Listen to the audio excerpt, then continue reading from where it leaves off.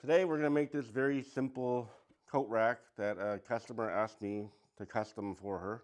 It's just made out of rough cut pine. I just bought a 1x12 by 6 footer and cut it down.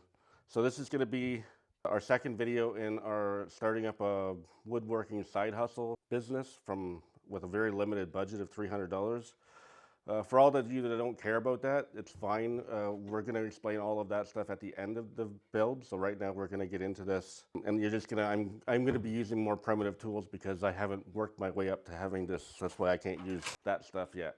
So basically, I'm stuck with a circular saw, a drill, kind of old stuff that you'd be able to find anywhere for nothing. You can always find an old crappy tape measure, but for the purposes of video, I'm not using that because it's junk. So I'm going to use this, which obviously is an upgrade, but it makes it easier to show on film. All right, so those of you that have watched some of the other videos, it's time to become Craig. Poor Craig with very limited tools. All right, now let's get to it. Okay, so we got our 6-foot rough cut pine board here. I ripped it down to 5.5 and 4.5.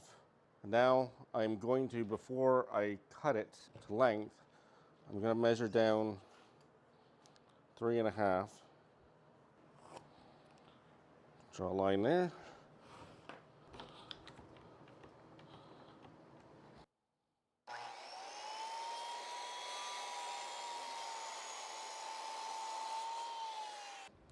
We're still clamped up here, so I might as well cut off the...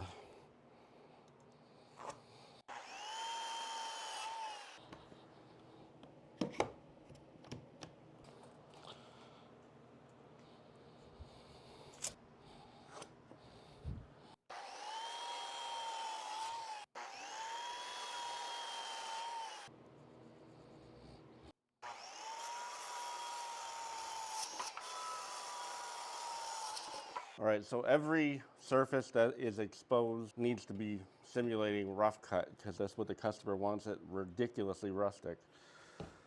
So these are cut, so those need to be roughed up. These need to be roughed up. These parts don't because they're going to be stuck in there, and the back doesn't need to be. So to do that, I'm going to use some old reciprocating saw blades.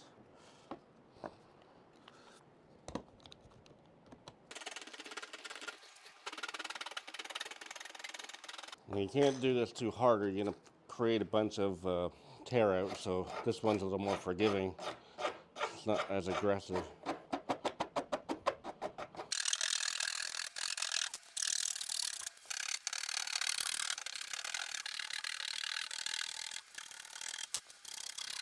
Okay, time to sand them. It's much easier to sand them now than it is before they're put together. So now, because I have no fancy tools, I gotta do this the old-fashioned way by hand. Yay. We're not gonna do it to death here. We're just gonna, they want it to be nice and rough. We're just gonna take the fuzz off of it.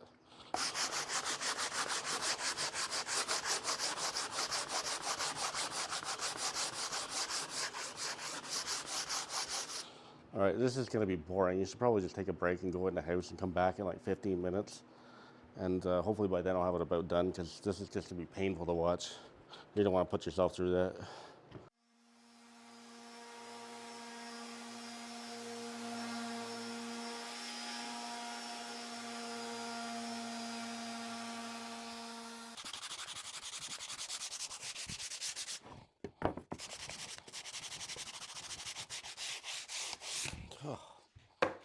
Well, that sucked. All right, let's just get the dust off, dude. Take our small side, figure out which side we want to have exposed. I think that side more represents what the customer wants.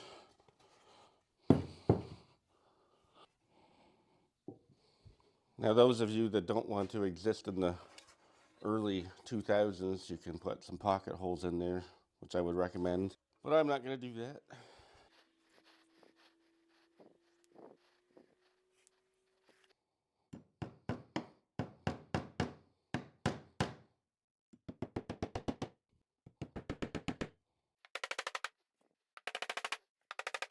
I have no idea where my nail set is, so I'm just going to use a duplex nail.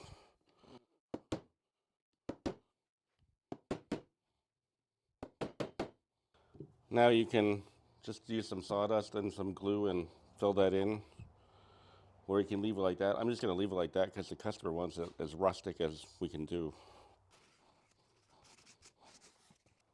Make sure it's as close to the shaft size as you can get.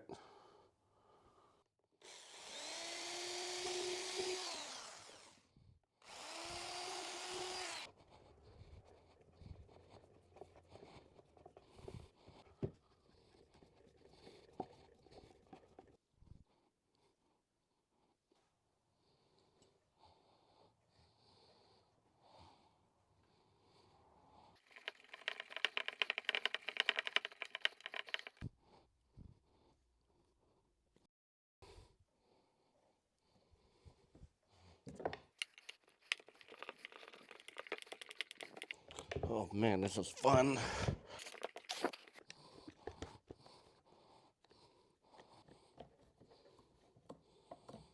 So, many things were better in the good old days. This isn't one of them. Ugh. Okay, so the glue's dry. Take the clamps off. All right, so here we get a little bit of glue squeeze out. Doesn't matter because that's going to be against the wall. Here we get a little bit.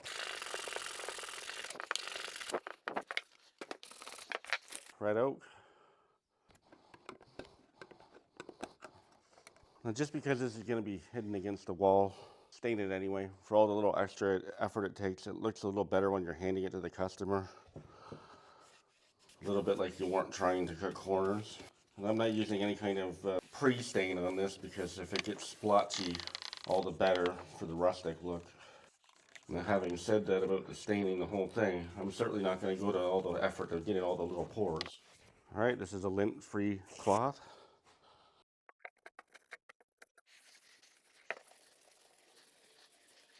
So we let it dry. Alright, so while we're waiting for the other one to dry, we're going to do the rest of it on this one. I put on a coat of red oak Minwax oil-based stain, so it takes 24 hours before you put a latex top coat on it. So that's just a lot of time to wait. So I did this one a few days ago just so it was ready to go. So the reason why this one's kind of like this on the back is because I was trying to figure out what the stain was going to look like because I'm trying to match it up for a customer. Anyway, so we're just going to measure in. This does not have to be my measurements, but you want them to be the same on both sides. So I'm just going to use 2 inches in and 2 inches down. The correct bit to use for this is a 3/4 inch Forstner bit, but poor Craig doesn't have one of those. So we're going to have to use a spade bit, or a paddle bit as some of you like to call it. Now I just have to make sure I don't plunge down too deep into this because otherwise that point is going to go through the other side.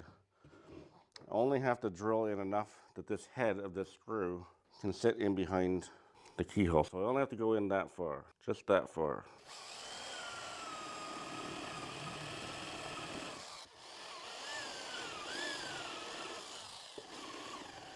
See, no holes through the other side. Okay, so same thing as before. We're just going to make sure these are the exact same on both sides. So I'm going to measure over. The side to side doesn't matter that much. It's just the up and down. So 1 5/8 inches. So we make sure that we can get the head of the screw in there and then it can slide up.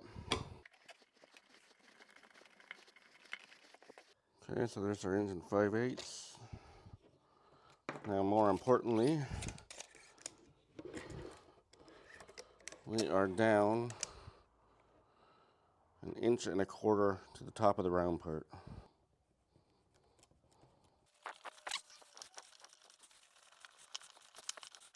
Okay, so that's the build is done now. Now I'm going to demonstrate how to, well, no, I'm not going to do that. Greg is going to demonstrate how to put it on the wall because he gets to use better tools. So first thing, get yourself some masking tape.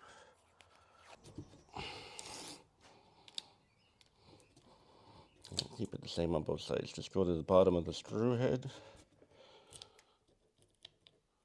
To the bottom of the screw head.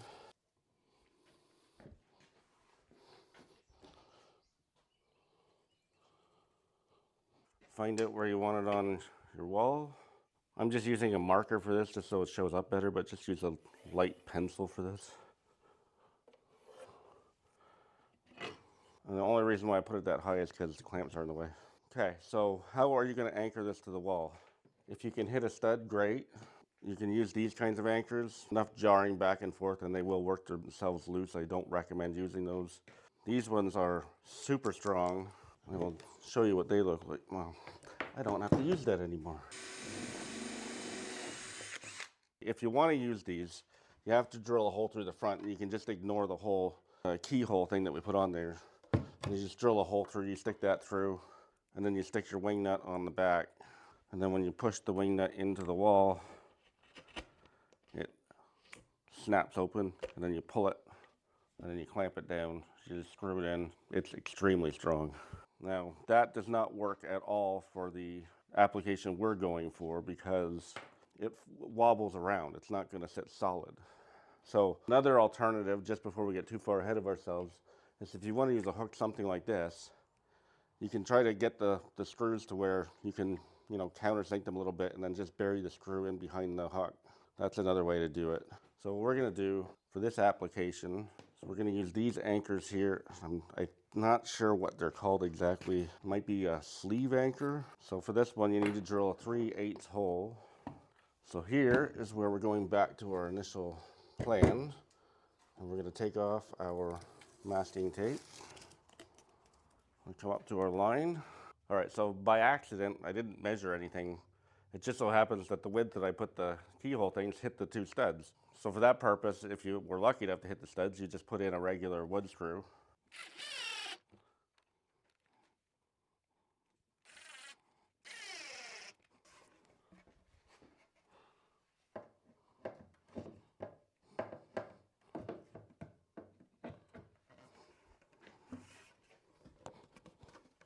And that's how it would sit on there. Forgive the wobbliness in the board there, but that's how you get everything to line up. Now, back to my original intention here, is that let's say your keyhole was out here. Take this anchor and you put it in there. And it has little catches in there to hold it. So then you take your drill bit.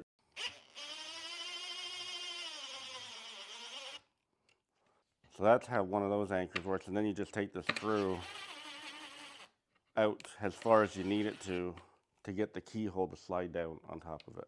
This is the best anchor for the job. The only problem with them is that if you want to get them out, you pretty much have to snap them out of the wall. And don't over tighten them because it'll plow it right through the wall. All right, so there we have it. Now for the finish, I used 120 grit sandpaper, just enough to take the fur off of it because the customer wanted it as rustic as possible. And where there was some chunks out of it, I just cut out the pieces with a knife and then just sanded it so it's nice and smooth, but it's still missing a big chunk, which gives it that look that she wants. Now these boards are 7 1/8 inch thick, so I'm going to measure from the outside here just to give you an idea where the hooks go. So we're 4 1/4 to the center of this one, and the same thing on the other side. And then from center to center of the next one is 7 3/4 and 7 3/4. Okay, so that's the end of the project.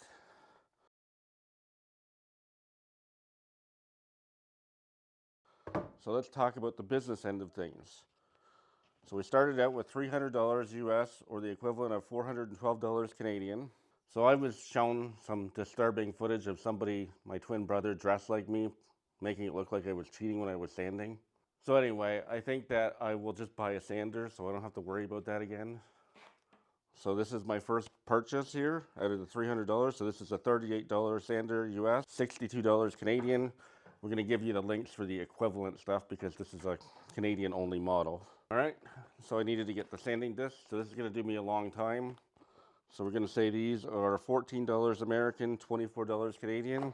The 2 clamps, $26 US, $40 Canadian. Glue, $5 US, $7 Canadian. Speed square, $10 US, $15 Canadian.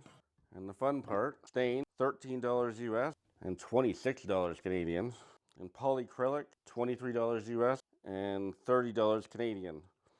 So we spent a grand total of $129 US out of 300, leaves us with $171 to carry off into the next video. And with Canadian, we ended up spending $204, which leaves us with $208 left in our budget.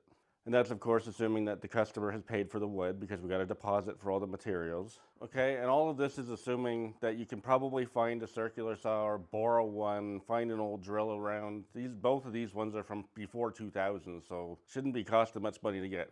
The next one I'll do a complete breakdown of all the expenses. So all of the links for the materials used, or kind of the equivalent of what we got here, are going to be linked down below. Next up is going to be a park bench, and you're going to see how the budget really gets spent when we do that one. All right, so be sure to like and subscribe, click the bell notification, follow along with this series, and we're going to start there with, if you want to see our mission statement as to kind of what our plans are, or video number 1, which is making of the workbench and the sawhorses. Thanks for watching. We'll see you soon.